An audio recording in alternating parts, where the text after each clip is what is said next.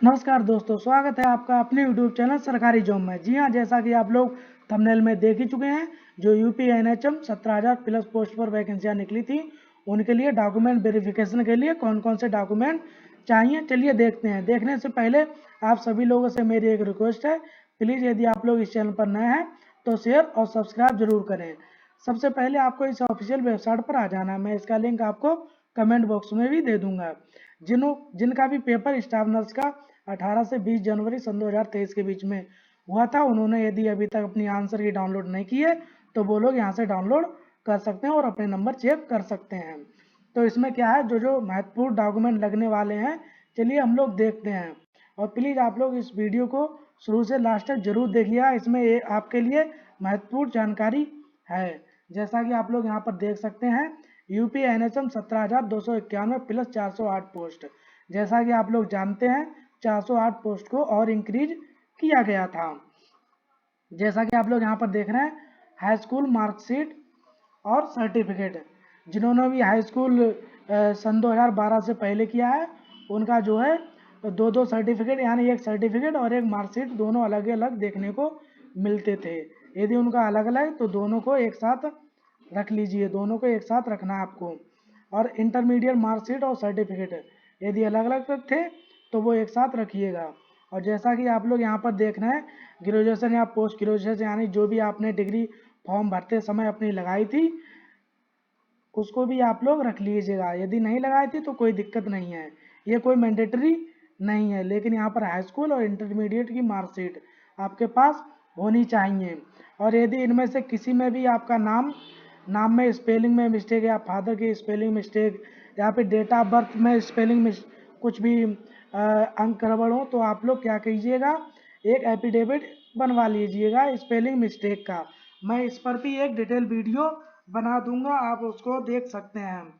और जैसा कि आप लोग नीचे जैसे स्क्रॉल डाउन करके देखेंगे तो यहाँ पर आपको देखने को मिलेगा एएनएम, जीएनएम या बीएससी नर्सिंग या फार्मासिस्ट जो भी है, उसके अनुसार आप अपनी मार्कशीट को रखिएगा। और ऐसे ही आप नीचे देख रहे हैं, जो भी डिप्लोमा या डिग्री जो भी आपने किया है वो भी आपको होना चाहिए। और या फिर जो भी आपके पास जो रजिस्ट्रेशन आपका हुआ होगा एएनएम या जीएनएम या बीएससी नर्सिंग या फार्मासिस्ट का, वो रजिस्ट्रेशन सर्टिफिकेट आपके पास होना चाहिए। इतने ही डॉक्यूमेंट आपको कंपलसरी हैं, ये आपके पास होने ही होने चाहिए। यदि इनमें से कोई एक भी डॉक्यूमेंट नहीं है तो आपको बहुत दिक्कत आने वाली है। और आप लोग यहाँ पर आपको देखने को मिलेगा कास्ट सर्टिफिकेट, सबसे जरूरी सबसे महत्वपूर्ण बात यहीं पर है। यहाँ पर आप लोग गौर कीजिएगा, ओबीसी एससी एससी सर्टिफिकेट जो भी इन कैटेगरियों में आते हैं, उनका जो भी कास्ट सर्टिफिकेट है, जाति प्रमाण पत्र है, वो 1/4 सन 2022 से पुराना नहीं होना चाहिए। हाँ, इस बात को आप लोग बहुत ही ध्यान से रखिएगा। यदि इससे पुराना आपका कास्ट सर्टिफिकेट जाति प्रमाण पत्र होगा तो आपको जाति यानी कि कास्ट का जो भी रिजर्वेशन जो भी फायदा मिलता है वो आपको नहीं दिया जाएगा। यदि नहीं है तो अभी भी आपके पास समय है थोड़ा, आप लोग बनवा लीजिएगा। और यहाँ पर एक और बहुत सबसे महत्वपूर्ण बात है, जो भी महिलाएं जिनकी भी शादी हो चुकी है, उनका जो जाति सर्टिफिकेट जो कास्ट सर्टिफिकेट है वो पिता की साइड से होना चाहिए। जो भी महिला उम्मीदवार हैं उनका क्या है, पिता की ओर से जाति प्रमाण पत्र बना हुआ होना चाहिए। यदि नहीं है तो आप लोग कोशिश करके बनवा लीजिएगा और तहसील से भी एक एफिडेविट बनवा लीजिएगा, ये आपके पास होना ही होना जरूरी है। और जैसा कि आप लोग और नीचे देखें, ईडब्ल्यूएस जो भी ईडब्ल्यूएस कैटेगरी में आते हैं, उनका जो ईडब्ल्यू सर्टिफिकेट है वो भी 1/4 सन 2022 से ज़्यादा पुराना नहीं होना चाहिए, इससे बाद का ही बना हुआ होना चाहिए। यदि नहीं है तो आप लोग भी इसको बनवा लीजिएगा, अभी भी आपके पास थोड़ा समय है। और जैसा कि आप लोग यहाँ पर देख रहे हैं, एक और जैसे ही आपका रिजल्ट आएगा डीवी के लिए, जैसे ही शॉर्ट लिस्ट किया जाएगा तो आपको साथ में एक एप्लीकेशन फॉर्म और एक क्या है डीवी लेटर यानी डॉक्यूमेंट वेरिफिकेशन लेटर जारी किया जाएगा। तो वो आपको साथ में रखना मैंडेटरी है, वो तो आपके साथ होना ही होना चाहिए। और आधार कार्ड या पैन कार्ड, जैसा कि आप लोग पेपर देने के लिए गए थे, जिस भी आईडी से आप लोगों ने पेपर दिया था, एंट्री ली थी, वो आपके पास होना चाहिए, क्योंकि उसी से आपका एंट्री होगा। और जैसा कि आप लोग यहाँ पर देख रहे हैं, कोविड-19 experience certificate QR code based, जो भी महिलाएं संविदा पर या भी जो भी पुरुष लोग संविदा पर काम कर रही है उनके लिए है, जो भी गवर्नमेंट हॉस्पिटल में काम करते हैं उनके लिए। ये जो आप लोग यहाँ पर देख रहे हैं सर्टिफिकेट है QR बेस्ड होना चाहिए। ये किस तरह का, क्या क्या इसके लिए एलिजिबिलिटी क्राइटेरिया, वो भी मैं आपको दिखा दूंगा। और जैसा कि आप लोगों ने फॉर्म भरते समय फिल किया होगा, जिन्होंने फिल किया उनके लिए ये बनवा लेना है। और आप लोग देख रहे हैं डोमिसाइल सर्टिफिकेट, निवास प्रमाण पत्र। जैसा कि आप लोग जान रहे हैं यदि उत्तर प्रदेश के निवासी हैं तो आपके पास निवास प्रमाण पत्र होना चाहिए, और आप लोग इसको भी नया बनवा लीजिए, यदि पुराना हो तो नया बनवा लीजिएगा।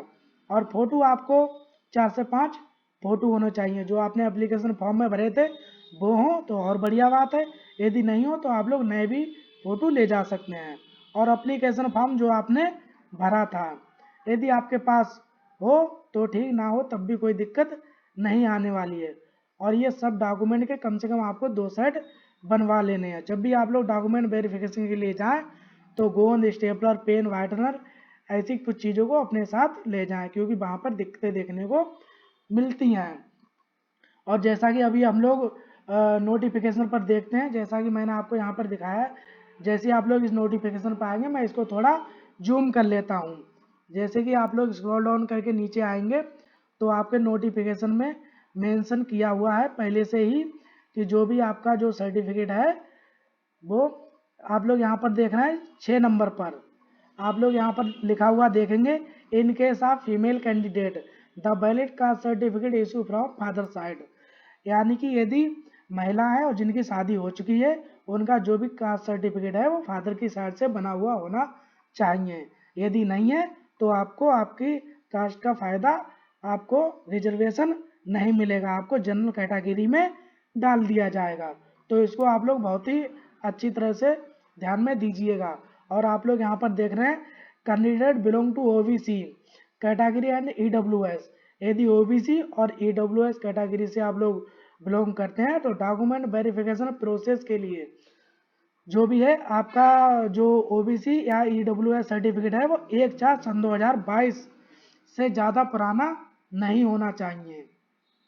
इन दोनों बातों को आप लोग ध्यान में रखिएगा और अपने डॉक्यूमेंट को अभी से तैयार करना शुरू कर दीजिएगा। और जैसा कि मैं आपको पहले से ही बता चुका हूँ, जो भी आपका रिजल्ट है वो फरवरी में पहले सप्ते में या दूसरे सप्ते में आपको देखने को मिल सकता है। ज़्यादा से ज़्यादा उम्मीद है पहले इस वीक में आपको देखने को मिल जाएगा आपका रिजल्ट। और यदि ये वीडियो, ये जानकारी आपको अच्छी लगी हो तो प्लीज़ इस चैनल को शेयर और सब्सक्राइब जरूर करें। थैंक यू, धन्यवाद अपना कीमती समय देने के लिए।